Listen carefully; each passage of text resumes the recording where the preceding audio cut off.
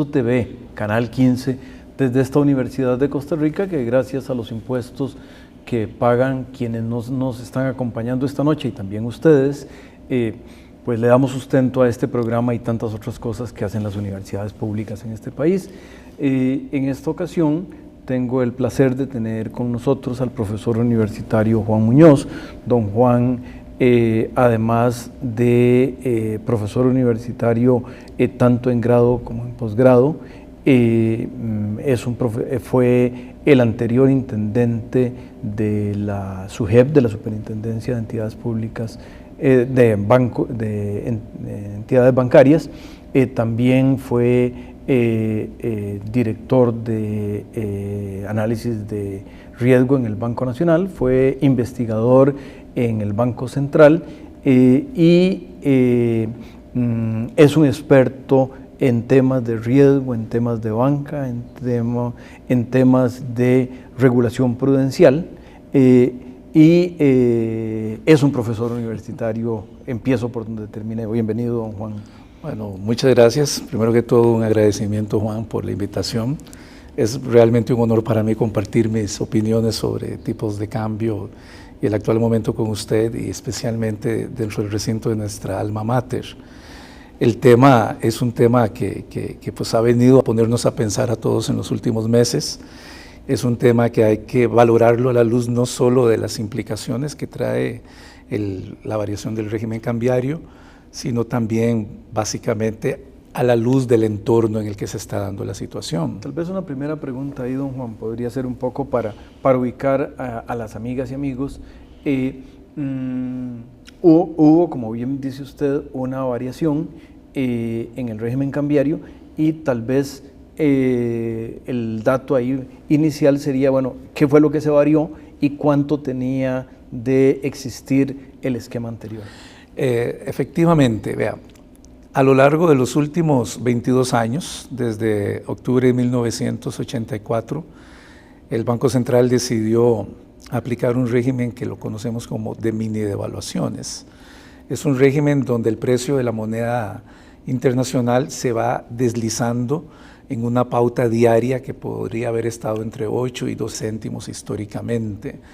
El propósito que en aquel momento tuvo la autoridad monetaria para llevar a cabo ese sistema, para aplicarlo, pues respondió en su momento a toda una situación de estabilidad de la economía. Si recordamos varios años atrás, tenemos que en el año 1980, 1981, tuvimos una crisis cambiaria muy severa, que incluso llevó a que la autoridad monetaria perdiera una cantidad muy importante de reservas. Y por cierto, vale la pena decirlo, yo que insisto en esos temas, cuando la autoridad monetaria perdió ese dinero, lo perdimos usted y yo y todos los demás que pagamos impuestos en este país. Todos lo perdimos, Fue gracias, una don Rodrigo situación, Carazo, pero bueno. Gracias al señor expresidente y su política un poquito rígida. Definitivamente la experiencia de 1981, cuando el Banco Central incluso tenía tipos de cambio preferenciales al 8.60 y en la calle hasta 60 colones se ofrecía por un tipo de cambio, hizo que nosotros comenzáramos a tener una mayor conciencia de lo que significa el tipo de cambio en una economía. El problema, y aquí me remito un poco a la historia, no solo de Costa Rica, sino de toda América Latina, es que el tipo de cambio nunca se ha visto como lo que debe ser, un precio. El precio de un bien, de una moneda, de una mercancía. Usualmente el tipo de cambio se ha visto en nuestros países de la región como un precio más que todo político, de fuerza, de seriedad por parte de los gobiernos. Y cuando vienen esas turbulencias económicas, ya sea de origen interno o incluso externo, lo último que desea hacer un gobernante y su autoridad monetaria es tratar de variar el tipo de cambio, porque ya eso hubiera mandado señales de debilidad. Recuerdo en el año 80, 81, que yo estaba en el Banco Central, estaba haciendo mis primeras armas como economista ahí, pues sencillamente el tema era soberanía monetaria. ¿Quién es el fondo para venirnos a decir lo que teníamos que hacer? Bueno, eventualmente es cierto, pero al final de cuentas todos terminamos con una inflación del 85% en el año 81, nunca antes vista. Terminamos con una autoridad monetaria completamente exhausta de reservas, y de ahí es donde el mercado entonces pasa la factura. Toda esa turbulencia que se vivió hasta el año 81, 82, pues sencillamente le provoca al agente económico, sea consumidor o sea productor, problemas para el cálculo de sus presupuestos, problemas para el cálculo de sus proyectos, la volatilidad de los precios, esa variabilidad como la que veíamos en el tipo de cambio, sencillamente resultaba peligrosa e inadecuada para una estabilidad de la economía. De ahí que entonces, en el año 1984, si mal no recuerdo, el 22 de octubre de ese año, se implantó el sistema de mini devaluaciones, que tenía como primer objetivo básicamente brindar una confianza, una estabilidad al precio de la moneda, aun cuando ese sistema implica, y lo ha implicado hasta el momento todavía, una intervención permanente del Banco Central en el mercado de divisas. A lo largo de 22 años uno podría haber visto eventualmente los beneficios de las mini devaluaciones en el sentido de que se nos hizo muy fácil el cálculo, se nos hizo muy fácil el pronóstico de cuánto podría valer la divisa internacional en el mercado. Pero en el fondo también implicó ciertas desventajas, como el hecho de que eventualmente los ajustes de la economía no van a ser los más eficientes si tuviéramos un tipo de cambio un poco más libre. Eventualmente implicó la intervención permanente del central, que a lo que vino a resultar fue a una acumulación muy importante de pérdidas del Banco Central por su intervención en el mercado cambiario.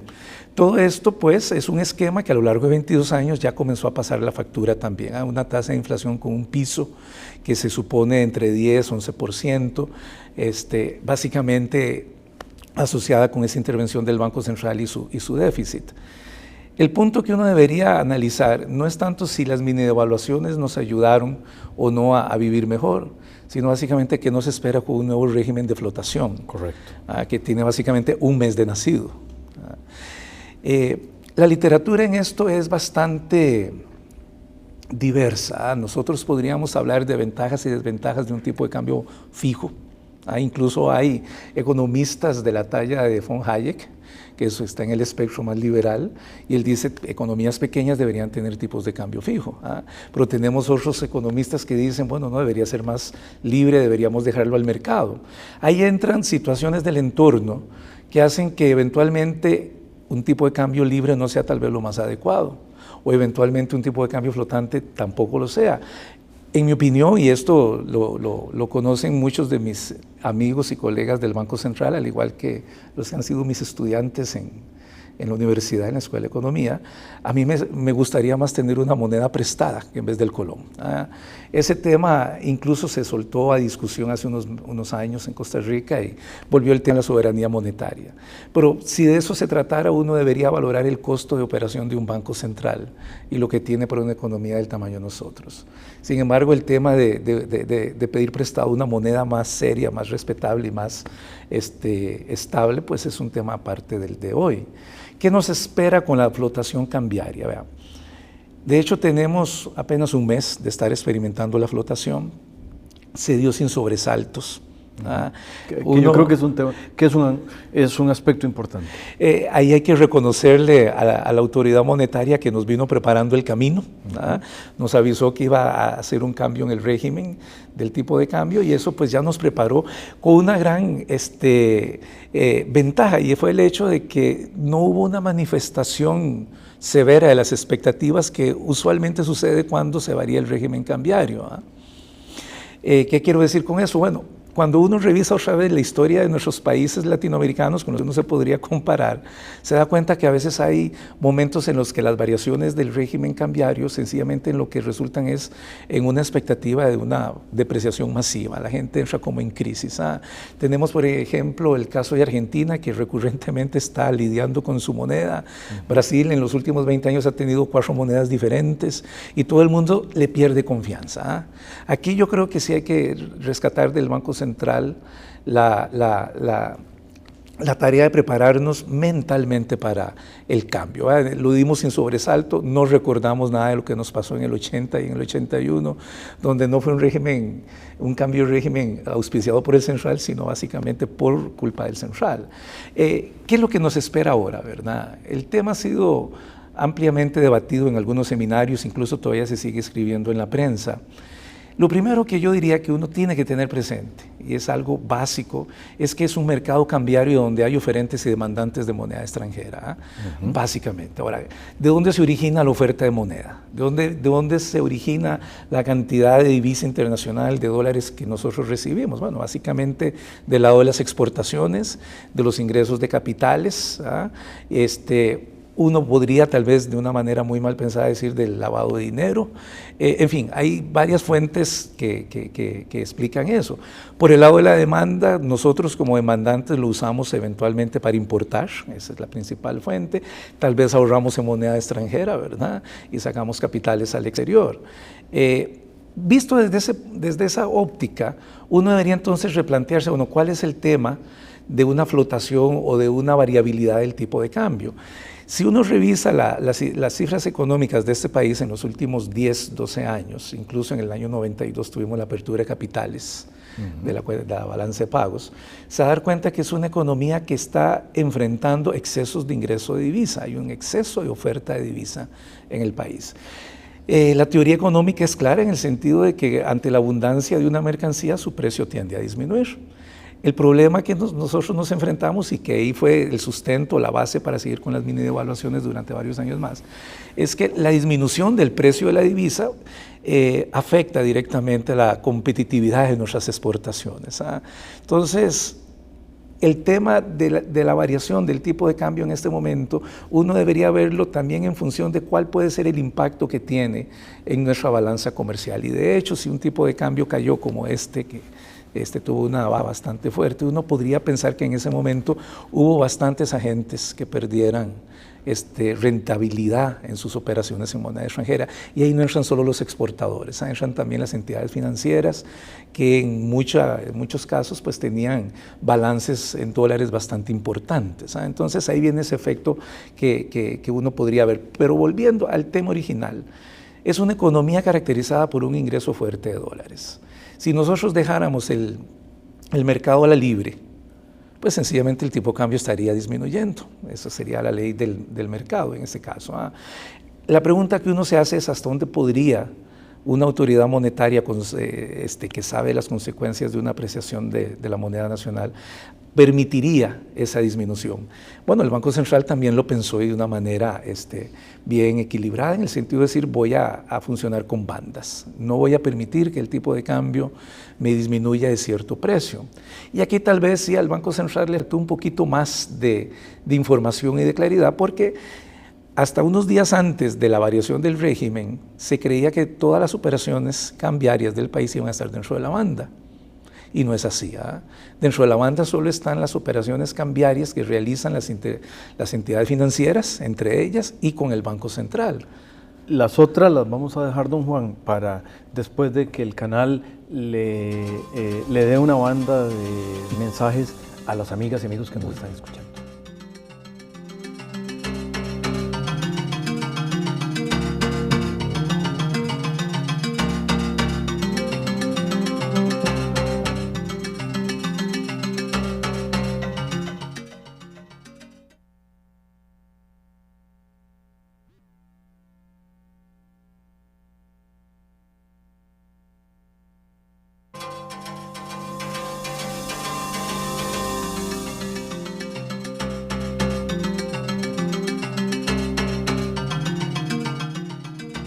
Conversábamos, amigas y amigos, con el profesor universitario Juan Muñoz, que nos está contando sobre cómo suenan estas bandas, y precisamente nos está hablando de la banda cambiaria. Por favor, don Juan. Gracias. Sí, habíamos quedado en que uno creía antes de la fecha en que inició este sistema que todas las operaciones de cambiarias del país iban a estar dentro de la banda, es decir, sujetas a ese piso y a ese techo. Tal vez definamos un poquito con más precisión qué es una banda cambiaria. Una banda cambiaria es una zona de flotación, una zona objetivo, se le conoce en términos técnicos, donde el Banco Central desea que fluctúe el tipo de cambio. O sea, tal vez para ponerlo de otra manera, que es un límite diario, máximo y mínimo, dentro del cual el Banco Central dejará que el tipo de cambio esté, y si toca cualquiera de los límites, entonces mientras no toque los límites, el Banco Central observa como si no fuera con él, y si toca alguno de los límites, en el límite inferior él va a comprar y en el límite superior él va a vender dólares, o al revés, lo contrario con moneda nacional. Esa es la banda cambiaria y todos los días se va deslizando. Claro que sí, aquí la banda cambiaria en todo caso es como un híbrido entre la flotación y el tipo de cambio fijo. Incluso esta banda cambiaria que tenemos en vigencia se va deslizando diariamente, como si fueran mini devaluaciones. Solo que la banda inferior, la del piso que el central fijo, pues se devalúa a 6 céntimos diarios, mientras que la superior se desliza a 14, va un poco más acelerada. Esto el Banco Central eventualmente lo diseñó de esa forma porque todavía tenemos niveles de inflación relativamente altos y hay que darle entonces ese margen de competitividad cambiaria al producto de exportación. Pero volviendo al tema de lo que podría haber pasado con la banda cambiaria, desde el 17 de octubre que comenzó el sistema, nos dimos cuenta que no todas las operaciones del mercado cambiario estaban dentro de la banda. Como decía hace unos minutos, las que estaban dentro de la banda, pues básicamente eran las operaciones de los bancos entre ellos y con el Banco Central. Las operaciones con el público, y aquí es importante aclararlo, siempre se ha podido hacer a cualquier tipo de cambio. Nunca hubo una restricción del central a las entidades financieras para que se pegaran a un tipo de cambio de referencia. Podrían haber cobrado el dólar con el precio que quisieran. Pero este sistema nuevo pues también nos dejó a los agentes privados con tipos de cambio que enfrentamos fijados por las entidades financieras y no dentro de las bandas necesariamente. Entonces, aquí ahora ha sucedido algo a lo largo de este mes de vigencia de las bandas. Primero que todo, el tipo de cambio disminuyó sustancialmente, pero siguió estando, como decimos en el idioma vernáculo, pegado a la banda inferior. Entonces ahora en vez de tener una mini devaluación de 10, 11 céntimos diarios, tenemos una de 6 céntimos. Ahí está el mercado pegado, el mercado interbancario, por llamarlo de esa forma, pero los tipos de cambio de referencia que en alguna medida reflejan la negociación de los bancos o de las entidades en general con sus clientes está por debajo de la banda. Entonces aquí entra una cuestión de fondo que es necesario que el Banco Central se la vaya replanteando. Un banco comercial tan grande como el Nacional o tan grande como el Costa Rica o tan importante como alguno de los privados grandes que tenemos puede estar comprando la divisa a un precio muy bajo. 513.50 fue el precio de venta del Banco Nacional, creo que ayer o hace 2 días. Lo compra a ese precio de referencia y va y se lo vende al Banco Central en un colón y medio más. Y el Banco Central está en la obligación de comprarlo para defender la banda. Entonces aquí comenzamos con un tema que se está insinuando otra vez serio, y es el hecho que aquel gran objetivo que tenía el Banco Central de migrar hacia una banda, cuál era disminuir su intervención en el mercado cambiario, más bien se está acentuando. Y hay una cosa adicional, eso de comprar barato para vender caro que hace el Banco Nacional, pues a quien se lo vende caro es a la autoridad monetaria, y la autoridad monetaria al cabo somos nosotros, entonces estamos pagando la fiesta. Seguimos pagándola. Lamentablemente la información tan amplia que tenía el Central en los primeros días del sistema, que nos decía día a día cuánto era el monto de intervención que había tenido que comprar para defender la banda, ya no la da más, ¿verdad? Recuerdo, y espero que la memoria no me traicione, que en los primeros 2 días, creo que 18 y 19 de octubre, el Banco Central compró más de $20 millones para defender la banda.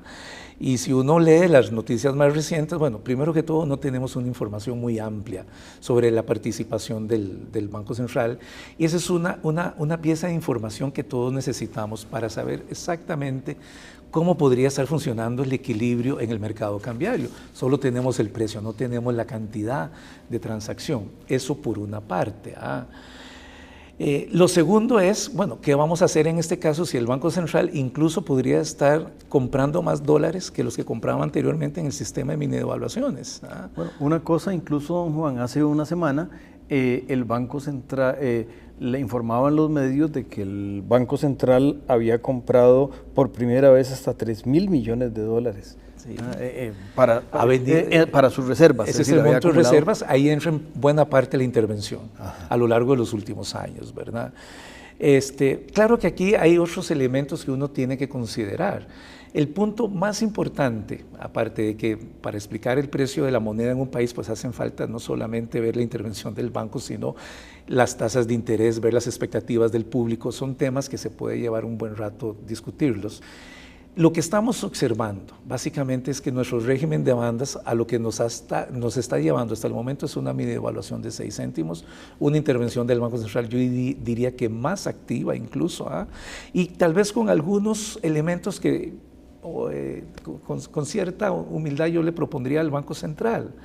Uno de ellos sería, ¿por qué separar los cálculos del mercado cambiario? Es una gran pregunta que uno se hace, se podría hacer cuando ve el método de cálculo de los tipos de cambio. Por ejemplo, nosotros no sabemos cuál es el tipo de cambio con el que negocian los bancos entre ellos, ni con el Banco Central, no lo conocemos, y eso para mí es parte del mercado cambiario. Los bancos comerciales no reportan en los sistemas electrónicos del Banco Central la venta y compra de divisas con sus clientes preferenciales. Y eso es también mercado, eso no está en el tipo de cambio. Entonces, cuando uno ve el tipo de cambio de referencia, que usualmente debería ser el reflejo de un tipo de cambio de mercado, resulta que está incompleto. Entonces, sacar conclusiones para saber si el tipo de cambio va a aumentar o disminuir en este régimen no se podrían a priori. ¿Por qué? Porque tenemos primero que todo una ausencia de información sobre la cantidad que está siendo intervenida en el mercado. Y segundo, el precio como tal está siendo calculado con bastantes limitaciones. Primero que todo, no incorpora, como reitero, las operaciones con clientes preferentes, ni tampoco incorpora las operaciones entre los bancos. Incorpora, eso sí, se refleja la operación con el cliente que llega a ventanilla y con las entidades públicas. Ahí hace falta ese tipo de información. Y luego no conocemos esa cantidad de dólares que vendría a cerrar la ecuación de equilibrio el mercado cambiario, a partir de la cual uno podría comenzar a elaborar algún tipo de especulación sobre el futuro del tipo. Hay una pregunta, don Juan, que le surgiría a las amigas y amigos, a muchos de ellos, que ahora que se acerca la época navideña y algunos van a salir del país y algunos van a comprar cosas, ¿qué deben hacer? ¿Qué deben hacer las amigas y amigos frente a este entorno, tanto ahora en diciembre como a inicios del año entrante? Bueno, como demandantes de divisas, que pueden ser incluso estacionales, transitorios por la época de fin de año, pues lo primero que tienen que hacer es valorar dónde se puede comprar más barato el dólar. Es decir, aquí uno podría observar en las pantallas del Banco Central todo un historial de tipos de cambio, historial varios días, y a la vez el tipo de cambio que rige en algún momento durante el día en una entidad en particular. Pero el tema es que el tipo de cambio de venta de las entidades, que sería el de compra para el público, está muy uniforme entre las entidades. Donde hay una mayor diferencia en cuanto a posición y estrategia de las entidades es en el tipo de cambio de compra. Entonces la primera conclusión que podríamos sacar de esto, don Juan, es para las amigas y amigos, vaya a cualquier banco y casi no le va a hacer diferencia. No va a tener, eso sí, no les recomiendo comprar los dólares en la casa de cambio del aeropuerto. Ahí está, creo que en 540 colones. Entonces, aparte de esa, pueden ir a cualquier entidad y yo la verdad no le veo una mayor diferencia. En cuanto a la venta, que ellos le vendan a una entidad, sí. Y entonces, don Juan, con esto de la banda superior, no habría problema comprando dólares, pero si hay que vender dólares, o sea, si viene algún pariente ahora en Navidad con una gran cantidad de dólares del extranjero, tiene que ser cuidadoso donde los vende. Definitivamente tiene que ser muy cuidadoso, hay que revisar la información disponible. Eso usualmente sale en los periódicos, está a disposición de la gente en el Banco Central. Retomando un poco el futuro y pensando en 2007, ¿qué pensaríamos que va a pasar con los exportadores, con los importadores, que somos todos, y un poco con la inversión extranjera y esas cosas en los últimos minutos del programa? Todo en función de lo que hemos venido hablando. En mi opinión, el Banco Central va a tener que replantearse algunos elementos del nuevo sistema de bandas. Es evidente que lo que está sucediendo es lo mismo de hace unos meses, una mini devaluación de 6 céntimos diarios, un poquito menor que la histórica. Eso pues va a tener su impacto en la medición del índice de precios y en la fijación de precios en dólares. Pero al margen de eso, yo soy de la idea de que el Banco Central va a tener que variar algunos de los elementos que tiene en este momento. En mi opinión, y se la doy muy respetuosamente al Banco Central, valdría la pena que valorara no la posibilidad de ampliar la banda inferior, que sería una apreciación implícita de nuestra moneda, sino más bien que incorporara todas las operaciones del mercado dentro de la banda y no que dejar un segmento que estaría sujeto a una estructura de intermediación cambiaria que no es tanto de mercado. Si uno se da cuenta, viendo quiénes son los que tienen los precios más bajos, uno puede decir, estas entidades pueden estar en alguna medida capturando un segmento importante, y aquí no hay que dejar de lado a los bancos más grandes. Entonces, en mi opinión, uno debería eventualmente, como Banco Central, replantearse la posibilidad no de bajar la banda inferior, que ya para mí eso no me gustaría, sino básicamente incorporar todas las operaciones dentro de la banda. A la luz de lo que podría pasarnos el año entrante con el nuevo régimen, uno debería valorar, primero que todo, el impacto en la medición de la inflación. Ese impacto va a tener unas diferencias con respecto a lo que históricamente hemos visto, porque una buena parte de los bienes que se incorporan en el cálculo del índice de precios son de carácter transable. Entonces, como están expresados en moneda extranjera, al tener un ritmo de evaluación menor la moneda nacional, es probable que la tasa de variación del índice de precios sea menor. Pero eso no quiere decir que no haya inflación. Bueno, y no hay inflación en el tiempo del que disponemos, don Juan, de manera que tenemos que agradecerle a usted todas las luces que ha traído sobre este tema tan importante. A las amigas y amigos decirles buenas noches y que tendremos la próxima semana un programa hecho con el mismo entusiasmo, cariño, y esperamos que sea tan interesante. De nuevo, muchas gracias y buenas noches. Gracias.